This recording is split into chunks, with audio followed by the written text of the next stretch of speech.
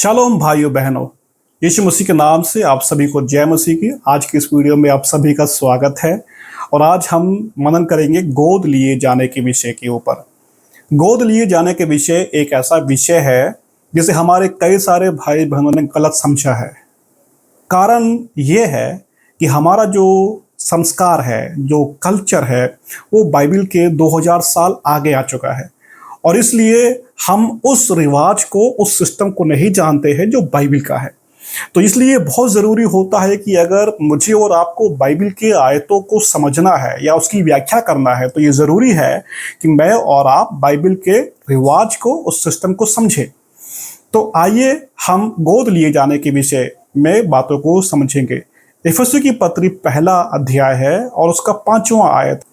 आपने उसे कई बार पढ़ा होगा, मुझे यकीन है, क्योंकि आप सब बाइबल को बहुत प्रेम करते हो।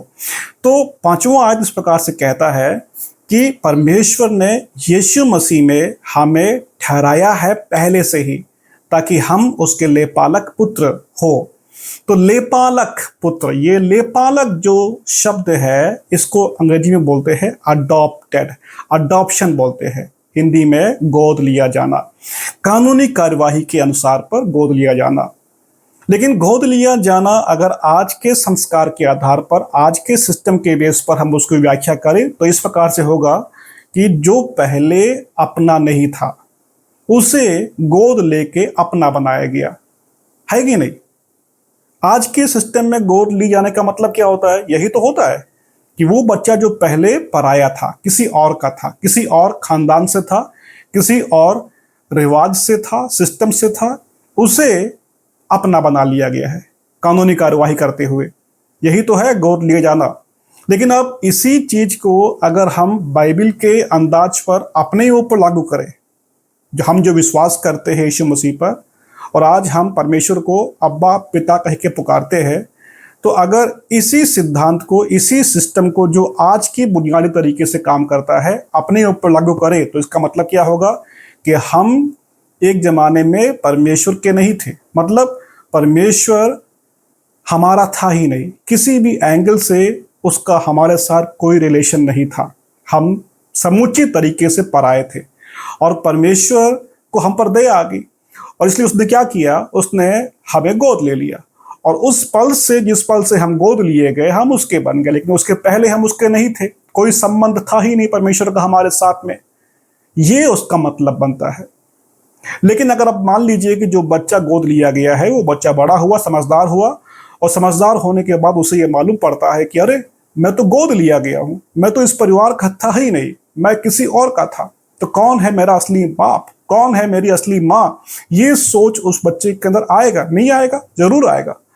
तो वही सोच जो वो बच्चा सोचता है, अगर हम गोद लिए जाने की प्रक्रिया पर इसी सिद्धांत को लागू करते हैं जो आज का है, तो हमारे अंदर विश्वास गहरा नहीं हो पाएगा, हम उतने मजबूत नहीं हो पाएंगे। सवाल जवाब हमेशा रहेगा और हम विश्वास से पीछे भी हट सकते हैं जब तूफान आएगा, जब परेशानी आएगी। तो इसलिए मैं आज आपको बताऊंगा कि बाइबल के संस्कार, कल्चर के आधार पर लेपालक पुत्र बनने का क्या मतलब होता है। ये एक यहूदी सिस्टम के अंदर काम करता है। हुयोथेसिया नाम का ग्रीक शब्द है लेपालकपन के लिए जो इस्तेमाल किया गया है। हुयोस का मतलब होता है बेटा। अब आप ध्यान दीजिए, यहां पर बहुत ध्यान से सुनिए इस बात को आप। एक यहूदी सिस्टम के अंदर जब एक बच्चा पैदा होता है तो वो बच्चा होता है और उसे जब बड़ा करते हैं तो बालक की पदवी में आता है, जिसको पाइडियोन बोलते हैं। बच्चा बालक बन गया है, वो चल सकता है, दौड़ सकता है और वो अपने पिता के घर में छोटे मोटे अधिकार को इस्तेमाल कर सकता है।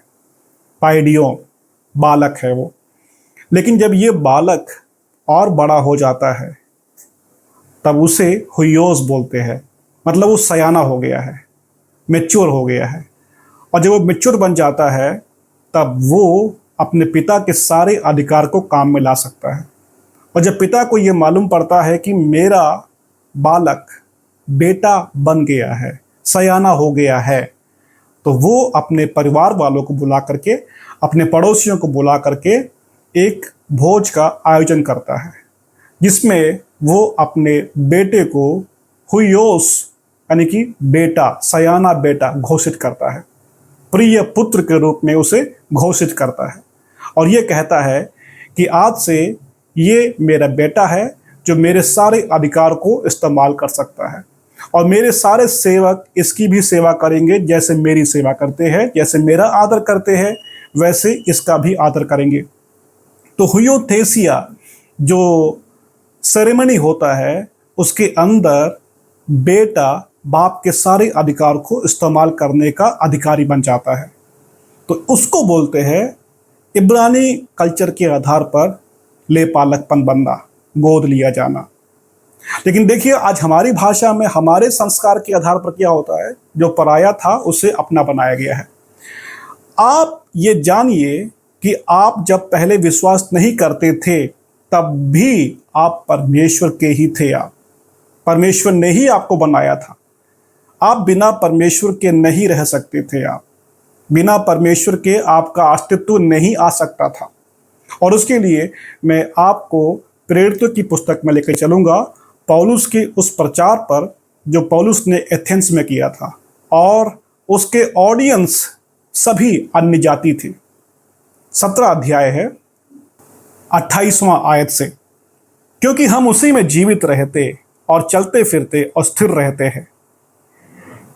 अब देखिए, हम उसी में, परमेश्वर में, पौलुस कहते हैं कि हम सभी लोग, भले ही उसके ऑडियंस अन्य जाति है, लेकिन वो इस प्रकार से कहते हैं कि हम सभी लोग उसी में, मतलब परमेश्वर में जीवित रहते हैं, चलते फिरते हैं और स्थिर रहते हैं। आपका जो एक्सिस्टेंस है विश्वास करने के पहले भी उसी में, परमेश्वर में ही था। परमेश्वर से आपको अलग नहीं किया जा सकता। क्यों? क्योंकि अगर ऐसा होता तो आपका अस्तित्व एक ही झटके में समाप्त हो जाता, आपका वजूद ही खत्म हो जाता। आप इसलिए आए क्योंकि परमेश्वर आपको लेकर के आए। तो ये बात आपको जानना बहुत जरूरी है।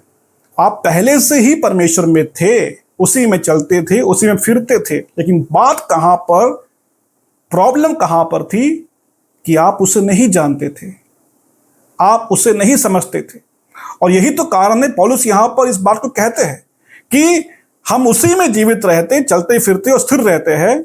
और आगे लिखा है, जैसा तुम्हारे कितने कवियों ने भी कहा है कि हम तो उसी के वंश भी है। अब परमेश्वर के वंश, संतान, तो हम परमेश्वर के संतान है, उसके वंश है हम। लेकिन पौलुस आगे कहते हैं कि अगर हम उसके वंश है तो यह समझना उचित नहीं है कि ईश्वरत्व सोने या पत्थर के समान है। प्रेरित पौलुस उनसे कहते हैं, जो विश्वासी है, जो प्रभु को नहीं जानते, उनसे कह रहे हैं कि भाई आप परमेश्वर के वंश हो, ऐसा आपके कवियों ने कहा है। लेकिन वो जिन्होंने कहा है वो सही है। पौलुस उसको जो है सही के रूप में कंफर्म करते हैं। और तभी तो वो कह रहे हैं यहां पर कि अगर हम उसके वंश है तो ये समझना उचित नहीं है। तो एक व्यक्ति को जो प्रभु को नहीं जानता है, उनसे यह बताया जा रहा है कि आप जो कर रहे हो, क्या, मूर्ति पूजा, ये सही नहीं है। क्यों सही नहीं है? क्योंकि आप परमेश्वर के वंश हो, और इस कारण ये जरूरी है कि अब आपको मन फिराना है, आपको लौट करके आना है। तो देखिए, मन फिराने का मतलब क्या होता है? मन फिराने का मतलब सिर्फ मन को बदलना नहीं होता है। बहुत लोग ये सोचते हैं कि मन को बदल दिया, काम हो गया हमारा। गलत है वो। मन को बदलना एक टर्म है जिसका संबंध घर वापस आने से है। अब देखिए, उड़ाऊ पुत्र अपने बाप के घर को छोड़ देता है और वो सारे धन को वो ऐशो आराम के लिए खर्चा कर डालता है, और बाद में उसकी जिंदगी में ट्रेजेडी के ऊपर ट्रेजेडी आती है, और सूअर के साथ में वो हो जाता है, और सूअर का पुवाल वो खाता है। वो कितनी बड़ी दुविधा में वो आ जाता है। लेकिन उसको तब अकल आता है, उसके अंदर ये समझ आता है कि वो कौन है और उसे कहाँ होना चाहिए था। और तब वो अपने पिता के घर वापस जाता है और उसको बोलते हैं मन फिराना। वो अपने मन को अपने पिता के पास लेके आता है और ये समझने लगता है कि वो एक बेटा है। तो इसको बोलते हैं मन फिराना।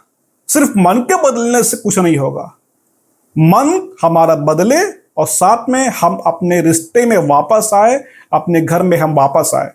तो एथेंस के जो लोग थे वो परमेश्वर के वंशज तो थे, लेकिन वो दूर थे परमेश्वर से, परमेश्वर को समझते नहीं थे। और ऐसी मुद्रा में ये जरूरी होता है कि उसे ज्ञान हो, उसे सुसमाचार का प्रचार बताया जाए, ताकि प्रभु के बारे में जान करके उसे ये एहसास हो कि वो वाकई में कौन है। देखिए, एक अविश्वासी भले ही प्रभु से दूर रहता हो, लेकिन उसकी प्रभु की नजर में कीमत है और वो कीमत कभी भी जीरो नहीं हो सकता है। एक सोना अगर कहीं खो गया है, वो जहां भी पड़ा हो, चाहे वो कीचड़ हो, चाहे वो कूड़ा हो, जहां भी वो पड़ा हो, उस जगह पर वो सोना सोना ही रहता है। कूड़े के मध्य होने के कारण सोना कचरा नहीं बन जाता है। सोने की कीमत जितनी है उतनी ही रहता है। तो भले ही एक व्यक्ति प्रभु से खो गया हो, प्रभु के घर पे ना हो, लेकिन वो जहां भी हो, जैसे भी हो, उसकी एक कीमत है, एक प्राइस टैग है जो प्रभु ने उस पर लगाया है। और वो ये है कि वो परमेश्वर का है, वो परमेश्वर का घराना था। लेकिन वो अभी इस समय घर में नहीं है, क्योंकि वो चला गया है, वो खो गया है, वो अपने पाप में, अपराध में मुर्दा है। जब वो उड़ाऊ पुत्र वापस आता है तब बाप इस प्रकार से कहता है कि ये खो गया था, अब मिल गया है, ये मरा हुआ था, अब जी गया है। तो मन फिराना घर वापसी होता है। हुयोथेसिया, लेपालक, बनना, मतलब अधिकार में आना होता है। जब बुढ़ाऊ पुत्र वापस आता है तो पिता क्या करते हैं? पिता सेवक को बुलाते हैं और वस्त्र, नया वस्त्र बेटे को देते हैं, अंगूठी देते हैं, नया जूता देते हैं। क्यों? क्योंकि उसके बेटेपन में उसे दोबारा स्थापित किया गया। वो तो ये सोचता था कि मैं तो सेवक बनने आया हूं, लेकिन बाप कहता है कि नहीं, तू सेवक नहीं है, तो मेरा बेटा है, और उसे पुनः स्थापित करते हैं उसी पदवी पे जो पहले से ही उसका था। तो जब एक अविश्वासी विश्वास करता है, उद्धार पे आता है, तो उसे वही पदवी परमेश्वर देता है जो पहले से ही उसका था, लेकिन वो जानता नहीं था, वो दूर था, वो खो गया था, वो अपने पाप में मुर्दा था। लेकिन जब वो विश्वास करता है तब वो घर वापस आता है, मेल मिलाप होता है उसके पिता के साथ पे उसका, और तब वो उस अधिकार को पा लेता है जो उसका पहले से ही था। इसीलिए तो परमेश्वर ने अपने पुत्र को भेजा है ताकि जो खो गए हैं उसे ढूंढ कर निकाला जाए। तो जो खो गया है, कीमत तो वही है, बेटा, बेटा ही था वो। लेकिन जब मिल गया तब आनंद होता है, तब खुशियां मनाई जाती है। यही तो है हुयोथेसिया, परमेश्वर आनंद मनाता है। जब एक पापी मन फिराता है तो सारा स्वर्ग आनंद मनाता है, खुशी होती है वहां पर। क्यों? क्योंकि घर वापस आ गया, क्योंकि अधिकार को उसने हासिल कर लिया। एक बेटा जो खो गया था वो दोबारा मिल गया है, और ये हुयोथेसिया है, इसको बोलते हैं लेपालकपन। आपने कई बार शायद सोचा होगा कि प्रभु यीशु मसीह पैदा होने के बाद 30 साल तक वो क्यों शांत रहते हैं, वो क्यों 30 साल की उम्र में ही सेवा के लिए बाहर आते हैं? उसके पीछे का रीजन था यहूदी रिवाज, कल्चर। इसमें एक यहूदी अपने बेटे को 30 साल की उम्र में सयाना घोषित करते हैं, बेटे के रूप में घोषित करते हैं। और यही कारण है कि जब यीशु 30 साल की उम्र के होते हैं तब यीशु मसीह के बपतिस्मा लेने के वक़्त पर स्वर्ग खुल जाता है और परमेश्वर कहता है कि ये मेरा प्रिय पुत्र है जिससे मैं अति प्रसन्न हूं।